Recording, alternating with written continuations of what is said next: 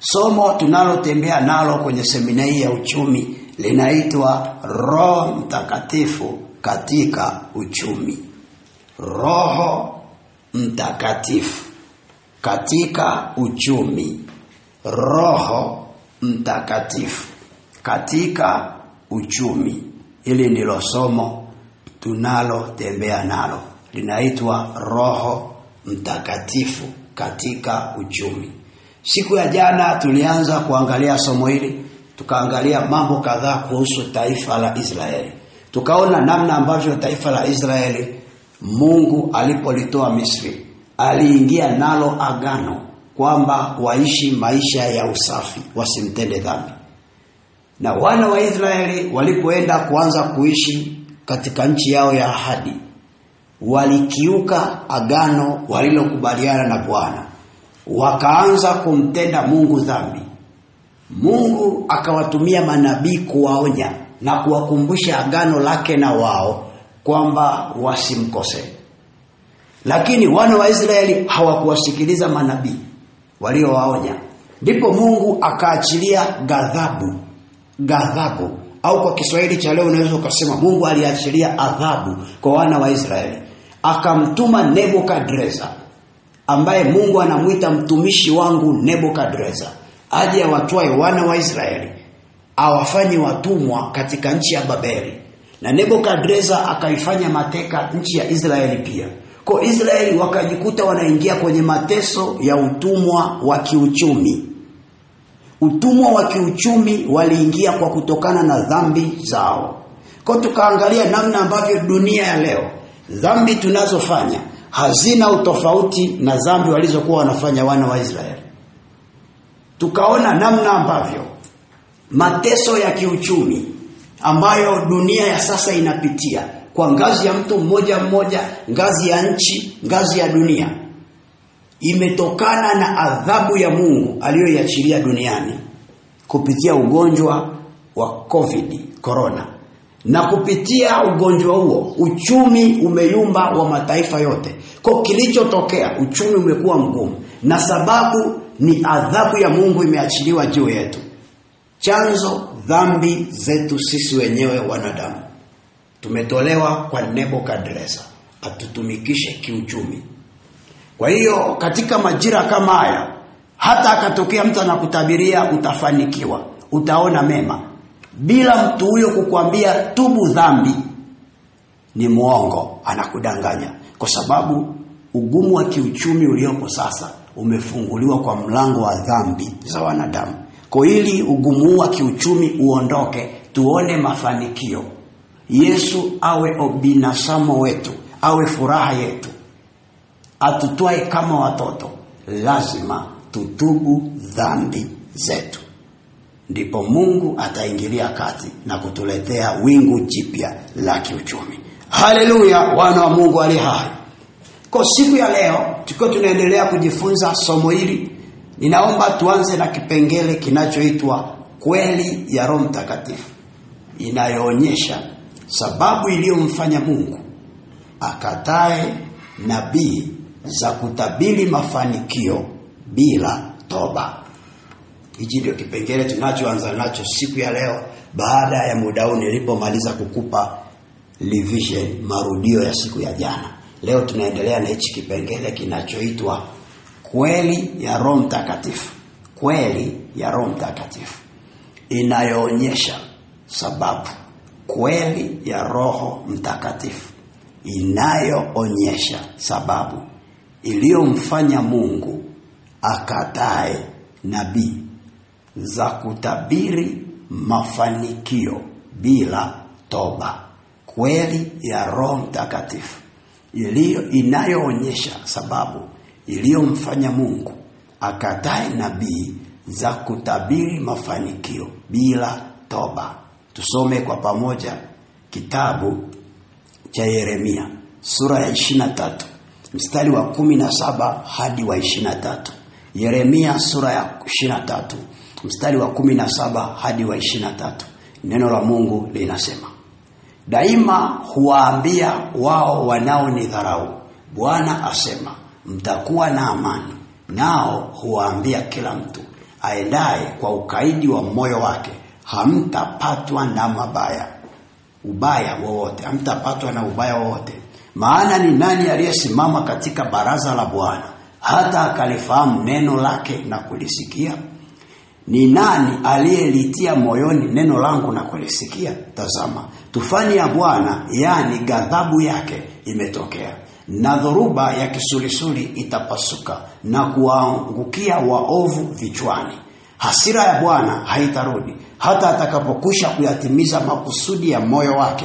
Katika siku za mwisho mtalifahamu neno hili kabisa: mimi sikuwatuma manabii hao, lakini walikwenda mbio, sikusema nao, lakini walitabiri. Lakini kama wangalisimama katika baraza yangu, ndipo wangaliwasikilizisha watu wangu maneno yangu, na kuwageuza waziache njia zao mbaya na uovu wa matendo yao. Hili neno la kitabu cha nabii Yeremia nilichokusomea muda huu linatuonyesha namna ambavyo Mungu anawakana manabii waliojaribu kuwatabiria watu mema katika kipindi ambacho Mungu amekusudia kuwaadhibu watu wa Israeli. Huu msimu ulikuwa ni msimu wa adhabu ya Mungu unawaijia wana wa Israeli. Na Mungu alikuwa amekusudia kuliadhibu taifa la Israeli. Sababu iliyomfanya Mungu awe na kusudio la kuachilia adhabu kwa wana wa Israeli ni kwa ajili ya dhambi zao. Amewaonya sana, hawajamsikiliza, kwa akaachilia adhabu. Katika kipindi hicho pakaibuka kundi la manabii ambao waliweza kufahamu wazi kabisa kwamba adhabu ambayo inawaijia wa Israeli ni kwa sababu ya dhambi iliyoko ndani ya Israeli mmoja mmoja na taifa zima. Ila manabii hao, licha ya kwamba walifahamu, lakini hawakuwa na muda wa kuwaeleza wa Israeli watubu dhambi zao, ila wakawatabiria mema yanakuja, ila hawakuambia tubuni dhambi ndio muone mema. Ndio maana Mungu kwenye hili neno anasema hivi: hao manabii ni wa uongo, wala sikuwatuma mimi. Na anasema tena, nitatenda lile nililokusudia kufanya. Kwa utabiri wao haubadilishi kusudi la Mungu alilokusudia kufanya. Kwa nini? Kwa sababu ya dhambi ya taifa la Israeli. Ndio maana ninakueleza siku ya leo, katika wakati tulio nao ambao Mungu ameachilia adhabu duniani, adhabu ambayo moja kwa moja imeenda kupiga sekta ya uchumi. Tumejikuta uchumi umekuwa mgumu kwa mtu mmoja mmoja, kwa nchi, na mpaka kwa dunia, mpaka nchi tajiri nazo zimebanwa kiuchumi kwa sasa. Katika wakati huu ni wakati ambao Mungu ndani ya moyo wake amekusudia kufanya jambo fulani katika adhabu hii ya kiuchumi. Na moja ya makusudi ya Mungu, anataka tubadilike, tumkumbuke heshima yake. Tukitubu ndipo ataondoa hii adhabu ya kiuchumi. Lakini anapoibuka nabii au mtumishi yoyote yule, au wewe mwenyewe ukajitabiria au ukamtabiria mwingine kwamba mafanikio yatakuja mbeleni, bila kuelezana kwamba tutubu na kubadilika, ni sawa na kazi bure.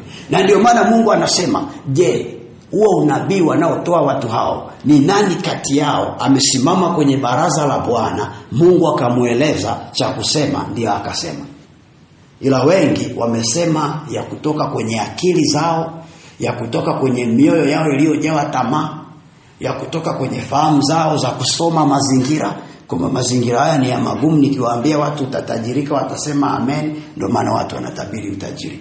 Lakini sikiliza, bila kutubu, ugumu wa kiuchumi uliopo sasa hauwezi kuondoka. Sasa muda huu kuna kitu fulani natamani tukiangalie. Kwa nini Mungu aliweza kukataa hizi nabii, na anakataa mpaka sasa hizi nabii zinazotabiri mafanikio katika wakati wa adhabu yake? Kwa nini? Jibu ni hili hapa. Kilichomfanya Mungu awakatae hao manabii waliokuwa wanawatabiria wana wa Israeli, au hata manabii wanaotutabiria sisi sasa, ambao na sisi ni wana wa Israeli wa leo. Na nikisema manabii simaanishi nabii mtu anayejiita nabii, na maanisha mtumishi yoyote yule ambaye anatabiri. Anasema kuna mafanikio yanakuja bila toba. Sababu inayofanya Mungu akatae nabii za namna hiyo ni kwa sababu mahala penye dhambi hapana mafanikio ya kimungu. Narudia tena hii sentence. Mahala penye dhambi hapana mafanikio ya kimungu. Eneo lenye dhambi hakuna mafanikio ya kimungu ndani yake. Na ndio maana mtumishi mwenye roho wa Mungu ndani yake akikaa kuomba mbele ya baraza la Bwana kwamba Mungu, ninaomba unipe neno. Kwa nini uchumi wa saizi ni mgumu? Utaona moja kwa moja kinachomwijia kwenye moyo wake, atajikuta ulimi wake unaanza kutiririka toba. Na watumishi wengi wanajiuliza sana, kwa nini wanapokaa kuombea swala la uchumi ulimi wao unatiririka toba. Hiyo ni ishara ya Roho Mtakatifu inayokuonyesha kwamba dhambi ndiyo iliyofanya uchumi umekuwa mgumu. Kwa hiyo akijitokeza mtu anasema kuna mafanikio ingali hajatanguliza toba kwanza, ni muongo, hajatumwa na Bwana. Kwa sababu Bwana ndiye aliyebana hichi kibano cha uchumi wa sasa, na amebana kwa sababu ya dhambi. Ili kiondoke lazima tuachilie toba. Kwa nini? Kwa sababu hakuna mafanikio bila toba. Dhambi ndio ambayo imebana mafanikio.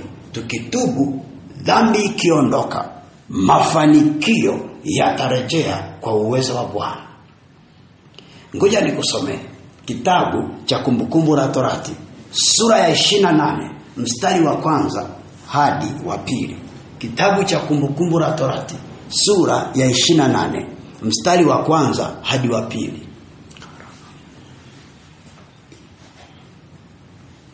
Kitabu cha Kumbukumbu la Torati sura ya 28 mstari wa kwanza hadi wa pili. Neno la Mungu linasema, itakuwa usiposikia sauti ya Bwana Mungu wako kwa bidii kutunza kuyafanya maagizo yake yote ni kuagizayo leo, ndipo Bwana Mungu wako atakapokutukuza juu ya mataifa yote duniani. Na baraka hizi zote zitakujilia na kukupata usikiapo sauti ya Bwana Mungu wako. Nitarudia tena mstari. Na baraka hizi zote zitakujilia na kukupata. Mungu anaahidi ujio wa baraka kwa mtu wake, lakini anasema endapo huyu mtu akisikiliza sauti yake Bwana Mungu. Kwa hiyo tunaelewa nini hapa? Kumbe katika kumsikiliza Mungu, katika kumtii Mungu kwa bidii, katika kutekeleza maagizo ya Bwana ambayo halikwisha kuyaelekeza kwenye neno lake Biblia, kwamba tuishi namna hii, tufanye hichi tusifanye, tuende hivi, hapa tusiende, tuongee hichi tusiongee. Katika kuyatekeleza hayo na kuyatii na kuyaweka ndani ya moyo wako vizuri kikamilifu, ndipo baraka za Mungu zinakujilia na kukupata. Yaani si kwamba wewe utaenda kuzitafuta, hapana, zitakuja zenyewe. Baraka haitafutwi, ila baraka inakuja yenyewe. Na inakuja yenyewe kwa mtu ambaye ni mtii mbele za Bwana. Sijui kama tunaenda pamoja wana wa Mungu. Haleluya, kanisa la Bwana. Rapa kanda raba sheke. Mungu atukuzwe, Mungu atukuzwe. Sikiliza hiyo kauli vizuri, mwana wa Mungu. Ukiwa mtii kwa Bwana, baraka inakujilia yenyewe, inakupata.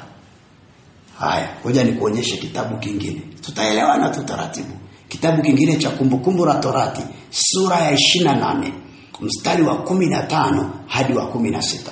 Kumbukumbu la Torati sura ya 28 mstari wa 15 hadi wa 16. Kumbukumbu la Torati sura ya 28 mstari wa 15 hadi wa 16. Neno la Mungu linasema, lakini itakuwa usipotaka kuisikiliza sauti ya Bwana Mungu wako, usiangalie kufanya maagizo yake yote na amri zake ni kuagizazo hivi leo, ndipo zitakapokuijia laana hizi zote na kukupata. Utalaaniwa mjini, utalaaniwa na mashambani. Angalia vizuri mwana wa Mungu.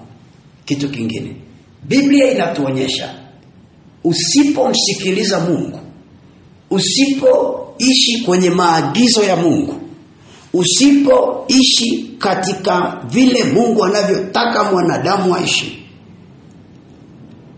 laana inakuijia na kukupata. Sijui kama tunaenda pamoja. Na ndio maana Mungu anasema usipofanya maagizo, usipoyaangalia na amri zake ni kuagizazo hivi leo. Kipindi hicho alikuwa anaongea na Waisraeli hapo kwamba anavyowaagiza hivi leo, wasipoenda kutekeleza laana itawaijia. Kwa tunaelewa kumbe usipotekeleza maagizo ya Mungu laana inakuijia. Na ndio maana Waisraeli walipoenda kuanza kuishi nchi ya ahadi, walipoishi bila kutekeleza maagizo ya Bwana, wakaanza kuabudu miungu mingine, wakaanza kuoana wanaume kwa wanaume, wakaanza kuoana wasichana kwa wasichana, wakaanza biashara ya kikahaba, wakaanza kuidharau madhabahu ya Bwana. Wakina Yeroboamu wakatengeneza miungu mingine, wakajifanya wao ndio wa kuabudiwa na miungu yao. Mungu akaachilia adhabu kwa wana wa Israeli. Kwa nini? Kwa sababu kumbe alikuwa alishawaagiza tangu zamani kwenye Torati kwamba msipofanya hivi adhabu inakuja. Kumbuka, sisi wa Kristo tunaishi kama Israeli ya leo. Na sisi tusipoenda kwenye utii, kufuata maagizo ya Bwana, laana inatuijia. Tulipo inatupata na kutupiga. Kwa hiyo nachotaka upate hapa ni nini? Ni kwamba eneo ambalo watu wanaishi bila kumtii Mungu ni eneo ambalo lazima litakuwa na laana. Na laana hii Mungu anayoitaja ni laana inayogusa eneo la kiuchumi moja kwa moja. Laana maana yake nini? Laana ni adhabu ya Mungu anayompiga mtu imtese duniani hapa hapa.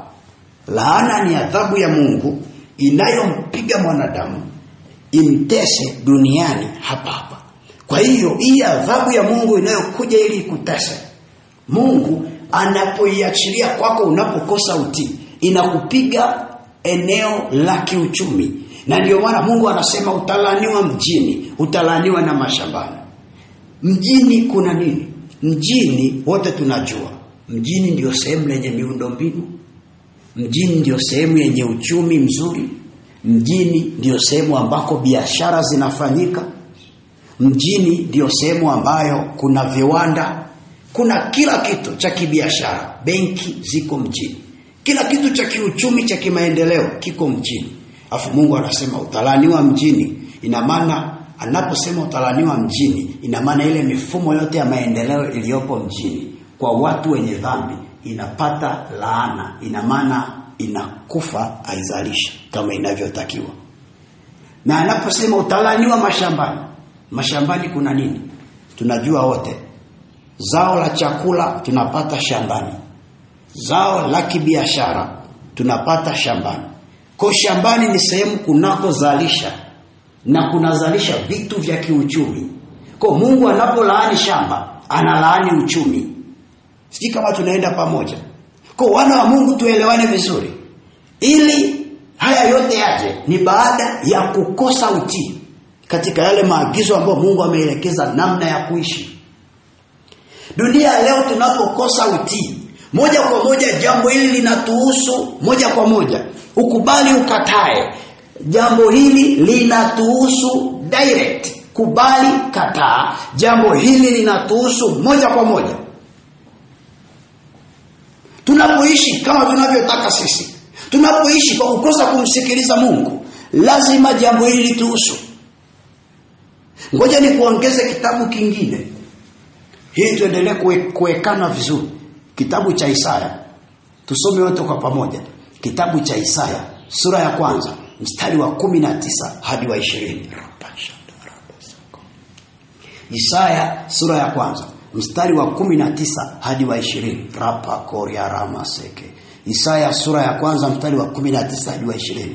Neno la Mungu linasema, kama mkikubali na kutii mtakula mema ya nchi, bali kama mkikataa na kuasi mtaangamizwa kwa upanga, maana kinywa cha Bwana kimeanena haya. Sikiliza vizuri.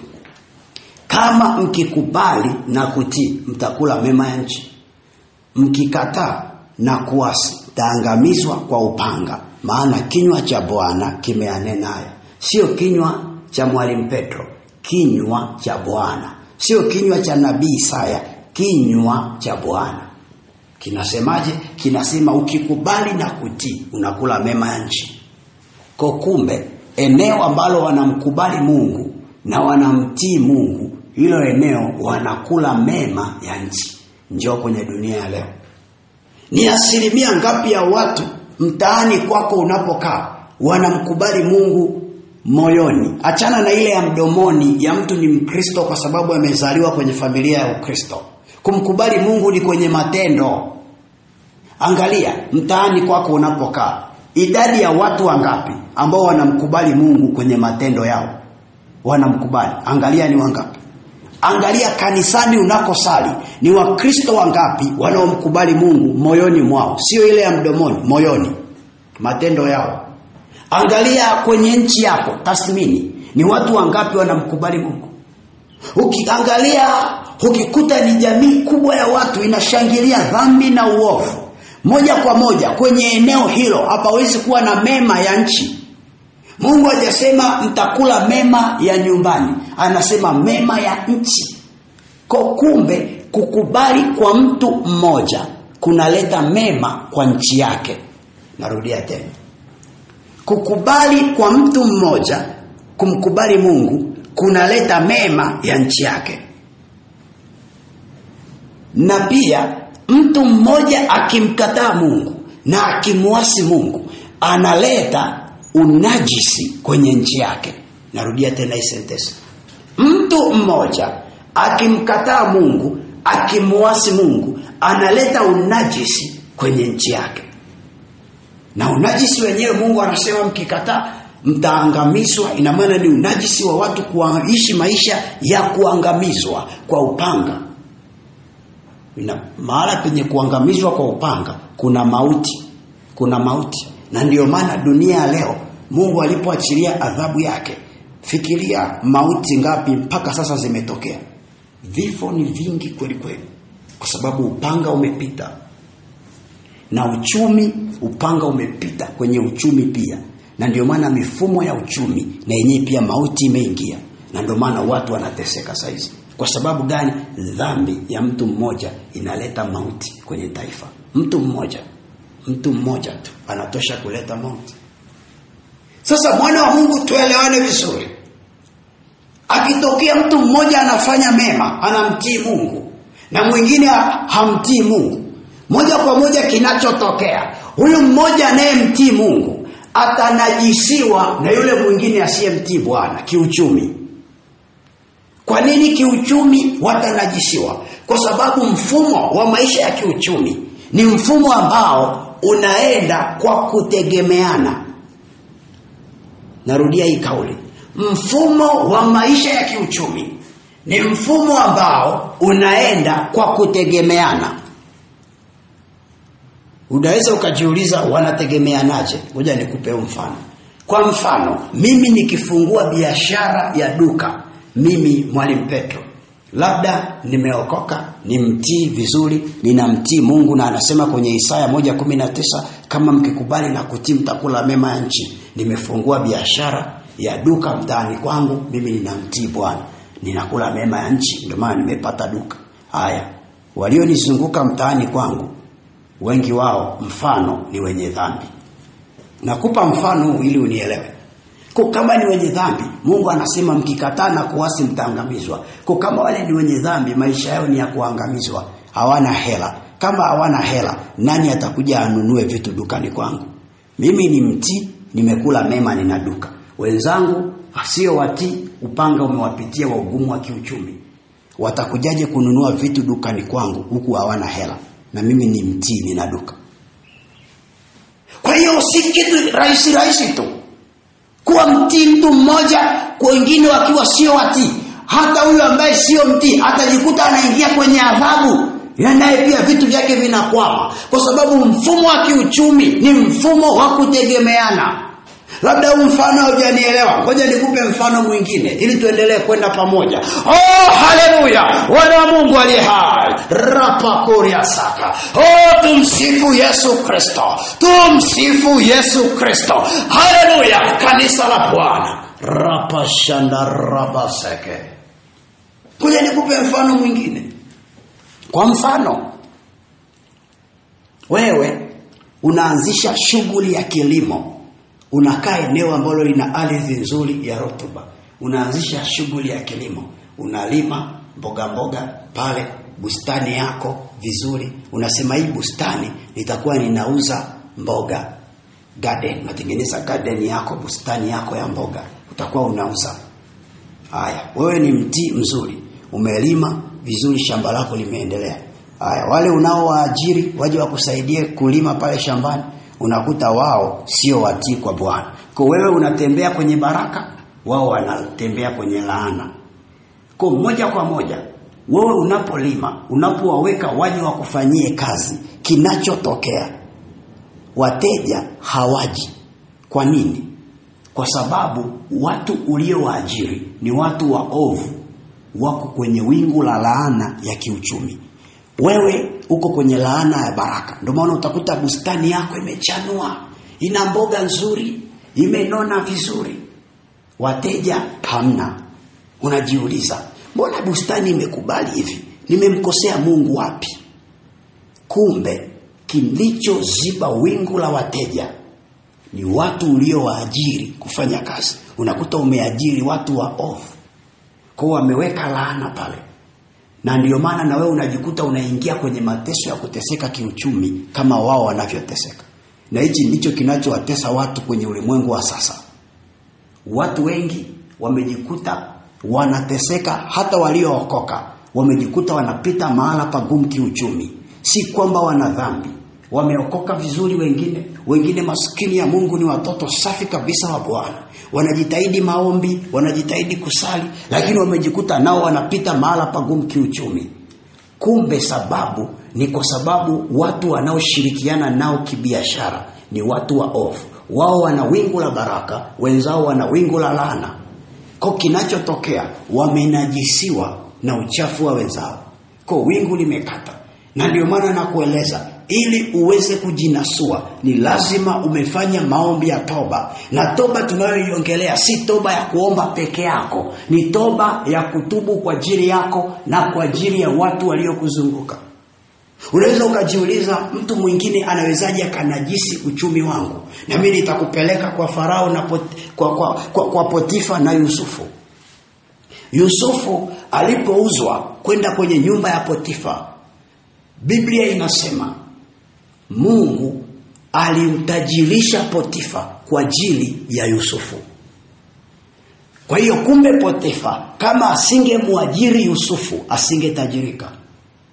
Mungu aliachilia wingu la baraka kwa Potifa kwa sababu ya Yusufu, ndiye alikuwa ameshikilia miradi ya kiuchumi ya Potifa. Wakati Potifa ameshikilia ilikuwa haijafanikiwa. Kwa nini? Kwa sababu Potifa ni mchafu, anatembea kwenye wingu la laana ya kiuchumi. Alipokuja kumkabidhi Yusufu, ambaye Yusufu yupo kwenye wingu la baraka, moja kwa moja Biblia inasema Mungu akainua uchumi wa Potifa ukawa viwango vya juu, akawa moja ya matajiri kwenye nchi ya Misri. Kwa nini? Kwa sababu ya kumwajiri Yusufu. Na ndio maana nakueleza hivi, watu unaoshirikiana nao kibiashara, aidha kuwaajiri au kushirikiana nao, inaweza ikawa ni mtu, inaweza ikawa ni taasisi, inaweza ikawa ni kampuni, inaweza ikawa ni shirika, lina nafasi kubwa sana ya kukuinua na kukuangamiza. Kukuinua kwake inategemeana na Mungu wao ni Mungu gani. Karapa shandara basaka. Na ndio maana saizi watu wengi wanapita mahala pagumu, kwa sababu kila mtu anayeshirikiana na wewe ni muovu. Waovu wameongezeka kuliko wema. Mungu akitazama namna hii haoni mwema hata mmoja, anaona wema wachache, kama alivyoona kwenye nchi ya Sodoma na Gomora. Akamwambia Ibrahimu anamwambia Bwana, ukikuta wema 5, Mungu anamwambia sitoiangamiza Sodoma. Alikuta wangapi? Alimkuta Lutu na familia yake, akaangamiza. Mwana wa Mungu aliye hai. Unaweza ukawa wewe ndio Lutu wa mtaa wako, unaweza ukawa wewe ndio Lutu wa nchi yako, unaweza ukawa wewe ndio Lutu wa taifa lako, lakini kwa sababu umezungukwa na wabaya kuliko wewe ulivyokuwa mwema, ndio maana na wewe pia uchumi wako umekuwa mgumu. Na neno linasema eneo lenye maovu halina kufanikiwa, linakuangamia kwa upanga. Na ndio maana unatakiwa usimame, uwe na moyo wa toba kwa ajili yako na kwa ajili ya eneo lako. Waombe wapate nafasi ya wokovu. Akipata wokovu, ndipo Mungu ataachilia roho yake, wataenda kumjua, ataachilia karama zake, watahubiriwa, wataokolewa, na taifa litarejea kwenye msingi wa mafanikio. Haleluya! Wana Mungu aliye hai. Rapa kanda rabasheke. Rapa pakoria ramasaka. Ngoja nikuonyeshe kitu kimoja muda huu. Ngoja nikuonyeshe kweli ya Roho Mtakatifu kuhusu Mungu kuonyeshea mvua wema na wabaya. Ngoja nikuonyeshe kweli ya Roho Mtakatifu kuhusu Mungu kuonyeshea mvua wema na wabaya. Kitabu cha Mathayo sura ya 5 mstari wa 45b. Kitabu cha Injili ya Mathayo mtakatifu sura ya 5 mstari wa 45b. Neno la Mungu linasema, Injili ya Mathayo sura ya 5 mstari wa 45b. Neno la Mungu linasema, maana yeye huwaangazia jua lake waovu na wema, huanyeshea mvua wenye haki na wasio haki. Neno hili linatuonyesha Mungu huanyeshea mvua yake waovu na wema, huangazia jua lake wenye haki na wasio haki. Ndivyo neno linavyotuonyesha. Kwa kumbe ni kweli Mungu huanyeshea mvua wema na wabaya. Ila iko namna hii. Mvua ambayo Mungu anawanyeshea wema na wabaya ina mipaka, ina boundaries. Mvua ambayo Mungu anawanyeshea wema na wabaya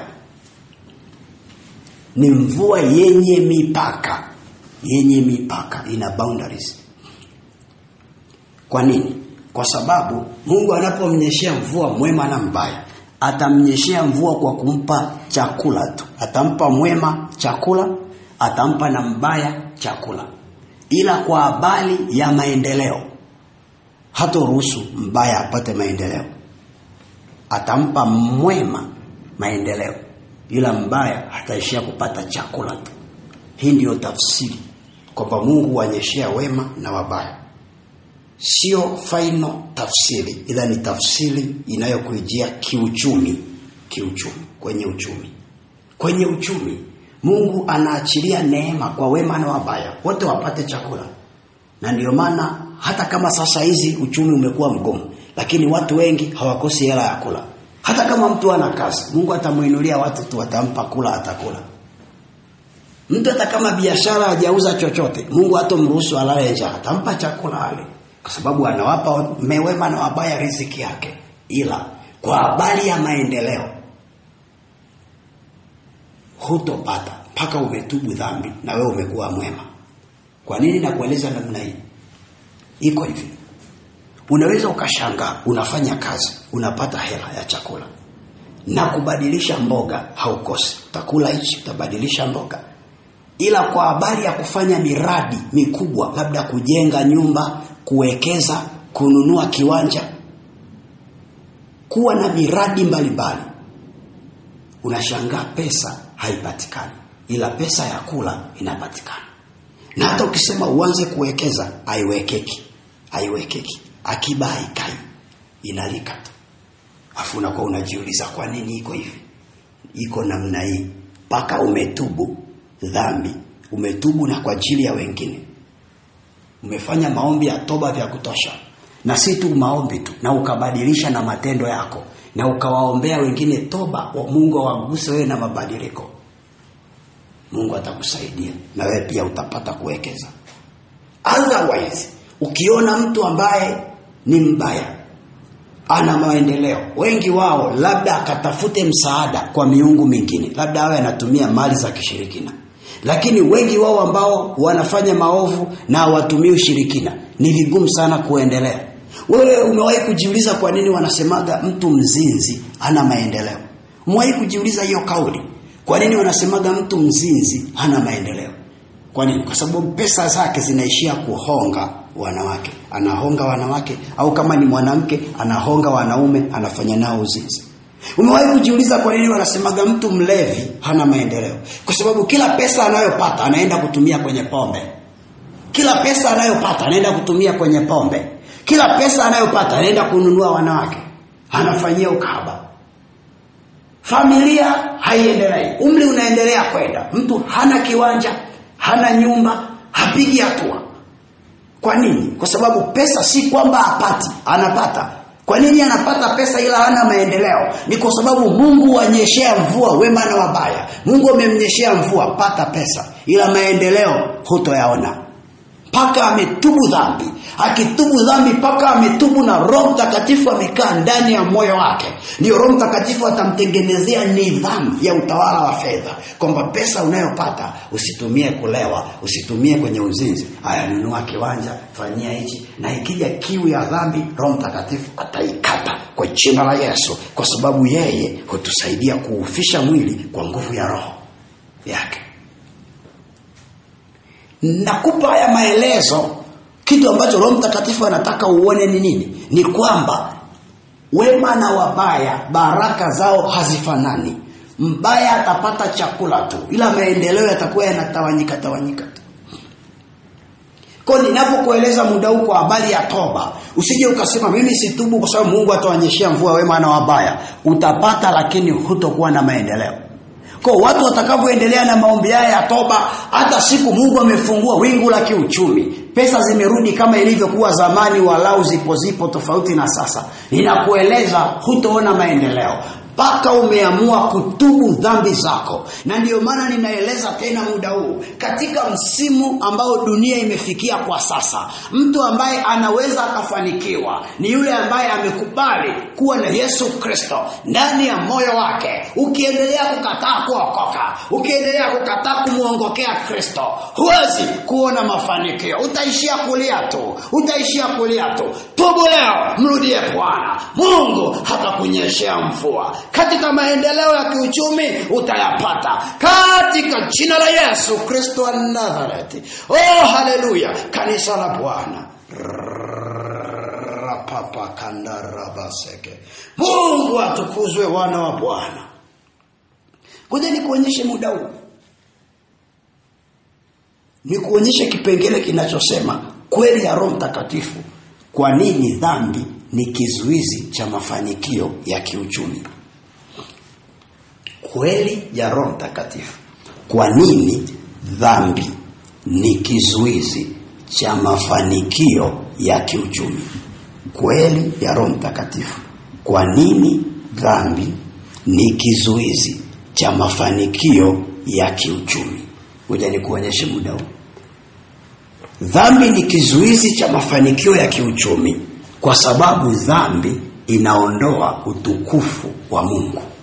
Kitabu cha Warumi sura ya 3 mstari wa 23. Dhambi ni kizuizi cha mafanikio ya kiuchumi kwa sababu dhambi inaondoa utukufu wa Mungu. Warumi 3:23. Neno la Mungu linasema, kwa sababu wote wamefanya dhambi na kupungukiwa na utukufu wa Mungu. Ndivyo Biblia inavyosema. kwamba kwa sababu wote wamefanya dhambi. Ina maana watu wakifanya dhambi wanapungukiwa na utukufu wa Mungu. Ina maana mtu mmoja akifanya dhambi anapungukiwa na utukufu wa Mungu. Nyumba ikifanya dhambi, hiyo nyumba inapungukiwa na utukufu wa Mungu. Nchi ikifanya dhambi, hiyo nchi inapungukiwa na utukufu wa Mungu. Kwa hiyo dhambi inafanya utukufu wa Mungu upungue. Sasa ngoja nikuonyeshe maana ya neno utukufu wa Mungu ili tuelewane vizuri. Utukufu wa Mungu maana yake nini? Utukufu wa Mungu ni uwepo wa Mungu kwa mtu binafsi au eneo fulani. Utukufu wa Mungu ni uwepo wa Mungu, ni uwepo wa Mungu kwa mtu binafsi au kwa eneo fulani, unaoleta mafanikio ya kiroho na kimwili, ikiwemo na ya kiuchumi. Utukufu wa Mungu ni uwepo wa Mungu kwa mtu binafsi au eneo fulani, unaoleta mafanikio ya kiroho na kimwili na ya kiuchumi. Kwa tunapoongelea neno utukufu wa Mungu, tunamaanisha uwepo wa Mungu kwenye eneo, na inakuwa ni eneo la kiroho, inakuwa ni eneo la kimwili, mpaka eneo la kiuchumi linajawa na uwepo wa Mungu. Na utukufu wa Mungu unapokuwepo, yani uwepo wa Mungu unapokuwepo kwenye eneo, moja kwa moja unafanya hilo eneo au huyo mtu au hiyo jamii au hiyo nchi iwe na utajiri wa fedha na mali za thamani, na zinalindwa, zinakuwa ni za kudumu, kwa sababu Mungu anakuwepo, ndiye chanzo cha kuzileta na chanzo cha ulinzi wake. Kwa sababu uwepo wa Mungu unaleta utajiri. Si kama tunaenda pamoja watu wa Mungu? Ngoja tuangalie hata neno linavyosema kwenye kitabu cha Hagai sura ya 2 mstari wa 5 hadi wa 9.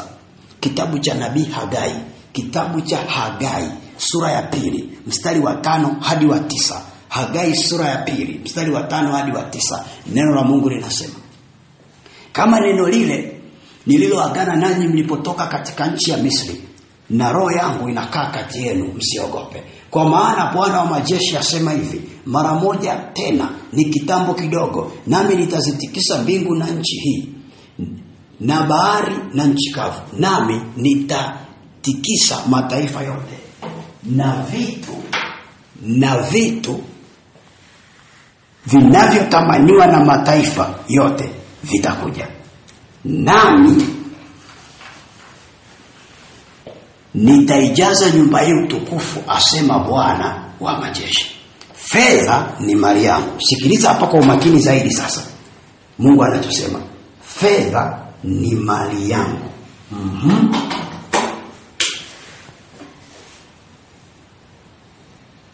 Asema Bwana wa majeshi.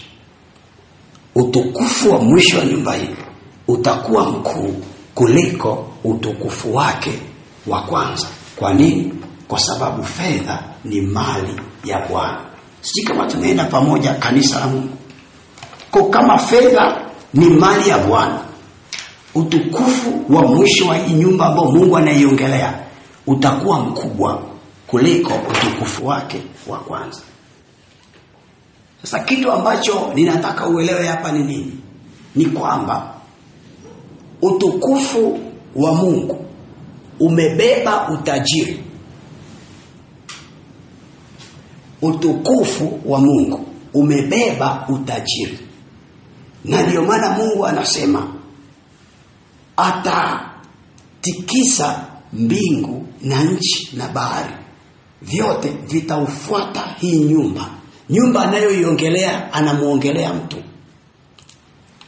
Anasema huyu mtu atakuwa na utukufu wake.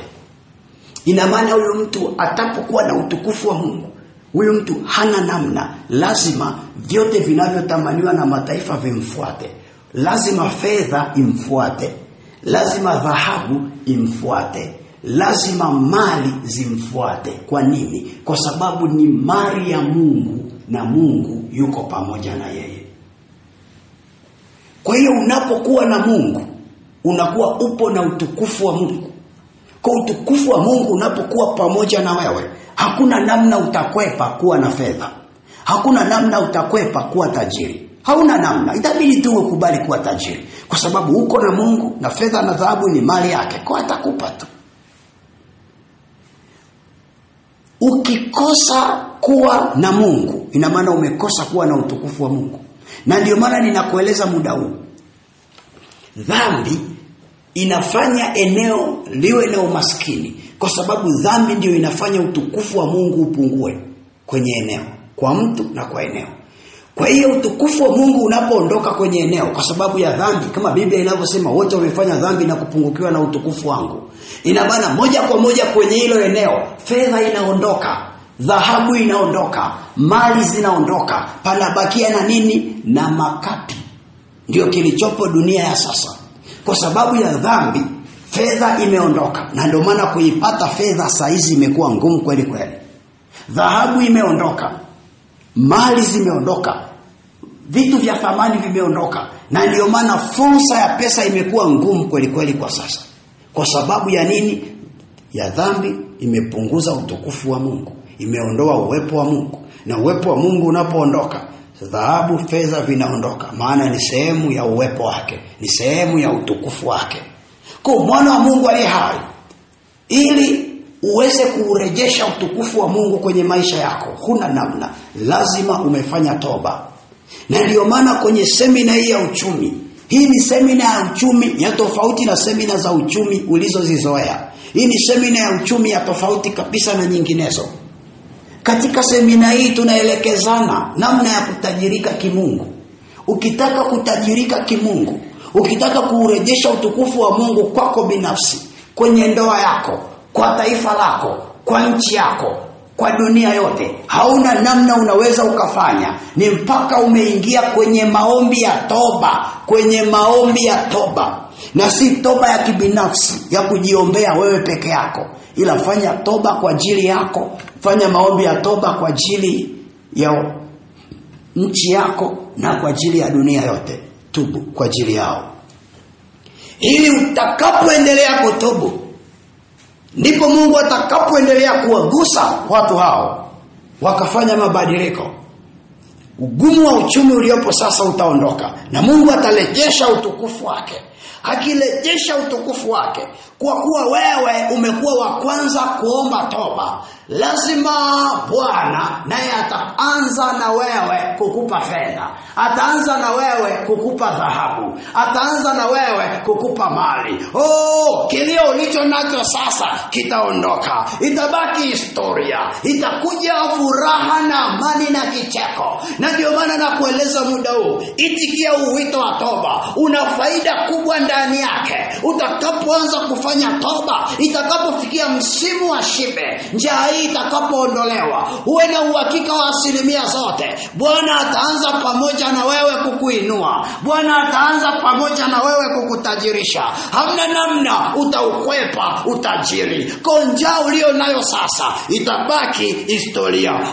Rapashanda rabasaka ripapa koria makandabaseke. Ninauona moyo wa mtu unaoumia kwa ajili ya ugumu wa kiuchumi alio nao saizi. Sikiliza mwana wa Mungu, hiyo njaa ulio nayo, hayo maisha magumu ulio nayo sasa, hizo shida ulizo nazo, hiyo kazi uliosimamishwa, hiyo biashara yako iliyokufa, kila ugumu unaouona kwenye uchumi wako, Bwana asema tubu dhambi leo. Tubu, na kwa ajili ya nchi yako weka utaratibu wa maombi ya toba kila siku. Jipe masaa kila siku, jioni, mchana, muda wote ule, panga ratiba yako. Kila siku fanya maombi ya toba, waombee watu hao neema ya wokovu. Fanya toba, mwambie Mungu, naomba neema ya wokovu kwa ajili ya nchi yangu. Kama uko Tanzania, kwa ajili ya Tanzania. Upo Kenya, kwa ajili ya Kenya. Mahala popote pale, hata kama wewe sio mzaliwa wa hiyo nchi, ini mradi upo, Mungu anakuhesabu ni wa hapo. Endelea kutubu kwa ajili ya hiyo nchi. Bwana asema njaa itakapoondoka, atakapomuondoa Nebukadreza huyu anayetutesa sasa, ataachiria asali yake na maziwa yake. Wa kwanza kupata hiyo fedha ni wewe. Karapakoria rapashaka, rapapakoria rapapakandakasaka. Twende tuanze kuomba toba muda huu. Lipapakandeke manda rabashaka rapakasaka rikapakandaka makandebosoko rapapakorapakoria rapapakorakaseke rapapakorapakandakasaka. Unasikia kuomba, anza kuomba toba. Rika makandeke, anza kuomba toba. Rapakoria saka, omba toba kwa ajili ya nchi yako. Omba toba kwa ajili ya nchi yako. Kama unaweza kukamata ardhi ya nchi yako, inama chini, kamata ardhi ya nchi yako. Kama unaweza kushika bendera ya nchi yako, shika bendera ya nchi yako. Kama umekaa mazingira ambayo huwezi kukamata ardhi, huwezi kushika bendera, anza tu kuomba kwa maneno. Mwambie Mungu, naomba rehema kwa ajili ya nchi yangu. Anza kuomba rehema kwa maneno yako. Omba rehema kwa ajili ya nchi yako. Funua kinywa chako, mwana wa Mungu, usinyamaze. Rika korapakorakaseke rapapakorakandamasaka. Omba toba, endelea kuomba toba. Usisikilize tu, omba toba. Omba toba kwa ajili ya nchi yako. Kadiri unavyoomba toba, ndivyo Mungu anavyofungua lango jipya la mafanikio. Bwana, tunaendelea kusogea mbele zako, kanisa lako, katika jina la Yesu Kristo. Mungu, tunakuomba rehema, tunakuomba msamaha kwa ajili ya dhambi zetu wanadamu tulizo nazo. Maana kwa sababu ya dhambi, ndio maana utukufu wa Mungu umepungua duniani. Na utukufu wa Mungu ulipopungua, ndio maana fedha imeondoka, dhahabu imeondoka, mali zimeondoka. Bwana Yesu, tumejikuta tunaishi kwa njaa kali na taabu nyingi. Mungu, tunakushukuru Roho Mtakatifu kwa ajili ya hii semina, maana umetupa siri tulizokuwa hatujui. Tunaomba Roho Mungu tusaidie kuweza kukurudia wewe. Ndio maana tunaomba toba kwa ajili ya nchi zetu. Tunaomba toba kwa ajili ya nchi zetu. Tunaomba toba kwa ajili ya nchi zetu. Bwana, tunaita damu ya Yesu kwa ajili ya ardhi ya nchi yangu. Naita damu ya Yesu kwa ajili ya ardhi ya nchi yangu. Mwana wa Mungu unayenisikiliza na kuomba, sema naita damu ya Yesu kwa ajili ya ardhi ya nchi yangu. Sema naita damu ya Yesu kwa ajili ya ardhi ya nchi yangu. Sema naita damu ya Yesu kwa ajili ya ardhi ya nchi yangu. Naita damu ya Yesu, naita damu ya Yesu, naita damu ya Yesu Kristo kwa ajili ya ardhi ya nchi yangu. Endelea kuita damu ya Yesu kwa ajili ya ardhi ya nchi yako. Endelea kusema naita damu ya Yesu kwa ajili ya ardhi ya nchi yangu. Endelea kusema, endelea kusema, endelea kusema. Kadiri unavyoendelea kuita damu ya Yesu kwa ajili ya ardhi ya nchi yako, ndivyo Mungu anavyoachilia rehema ya damu ya Yesu kwenye hiyo ardhi. Na tunajua damu ya Yesu inaposhuka kwenye ardhi, mahala hapo unapita wokovu, unapita ukombozi. Kama kuna mauti kwenye hiyo ardhi, inaondolewa. Na ndio maana ninaomba kwa jina la Bwana, hiyo ardhi unaoitia damu ya Yesu ya nchi yako, kama ardhi hiyo imebeba mauti, kwa mamlaka ya damu ya Yesu, kwa mamlaka ya damu ya Yesu, kwa mamlaka ya damu ya Yesu, ninaomba hiyo mauti iondolewe sasa kwa mamlaka ya damu ya Yesu Kristo. Mauti tawanyika kwenye hiyo ardhi, si mahala pako tena, si mahala pako tena. Mauti tawanyika sasa kwa msaada wa damu ya Yesu Kristo. Mungu, tunaomba damu ya Yesu inapoendelea kupita kwenye ardhi, iachilie uponyaji katikati hiyo ardhi ya kila nchi ambayo mtoto wako anaita damu yako Yesu Kristo. Tunaomba Bwana uachilie uponyaji katikati ya hiyo ardhi, kama imenajisika kwa umwagaji damu, kwa umwagaji damu, kwa sababu ya shughuli zilizopo kwenye hiyo nchi. nchi. Bwana Yesu, ninaomba toba kwa ajili ya hiyo nchi. Ninaomba toba na msamaha kwa ajili ya hilo taifa. Naomba toba na msamaha kwa ajili ya viongozi wa hilo taifa, kwa ajili ya mihimili ya serikali ya hiyo taifa, kwa msaada wa damu ya Yesu. Kila aliyehusika kumwaga damu za watu wasio na hatia, Bwana, ikanajisi nchi zetu. Mungu, tunaomba toba na msamaha kwa msaada wa damu ya Yesu Kristo. Tunaomba Mungu uingilie kati kadiri ya rehema za damu yako. Utujalie mabadiliko, utujalie mapinduzi, utujalie wingu jipya la wokovu katikati ya ardhi za nchi zetu, kwa mamlaka ya damu ya Yesu Kristo, mwana wa Mungu aliye hai. Endelea kuita damu ya Yesu, mwana wa Mungu, usinyamaze. Endelea kuita damu ya Yesu, endelea kuita damu ya Yesu, endelea kuita damu ya Yesu. Ripa